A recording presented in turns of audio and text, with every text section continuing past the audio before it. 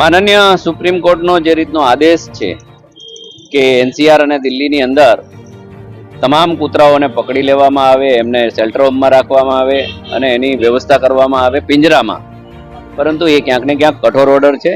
આ ઓર્ડરનો અમે વિરોધ કરીએ છીએ. આ ઓર્ડર ઘણો કઠોર છે, એટલે માનનીય સુપ્રીમ કોર્ટ આ ઓર્ડરને લઈને કંઈ ને કંઈ લિબરલ રહે, એમાં વહેર વિચારણા કરે. કેમ કે 2-4-5 કૂતરાઓના કારણે આખો સમુદાય દોષી નથી. એટલે કૂતરાઓનો અવાજ, કૂતરાઓની સ્વતંત્રતા છીનવાની જે વાત છે એ બિલકુલ યોગ્ય નથી. એટલે એના માટે અમે ઉપવાસ પર બેઠેલો છું. 10 થી 6 વાગ્યા સુધી પ્રતિક ઉપવાસ પર છે.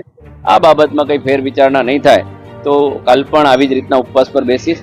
કેમ કે કરોડો જીવદયા પ્રેમીઓ આ બાબતમાં વિરોધ દર્શાવી રહ્યા છે. મારું પણ ગાંધી ચિંધ્યા માર્ગે કાનૂનન અમને જે પેલું મળ્યું છે એના ભાગરૂપે હું પણ આ કૂતરાનો અવાજ સુપ્રીમ કોર્ટ સુધી પહોંચાડવા માંગુ છું ને ઉપવાસ પર બેઠો છું.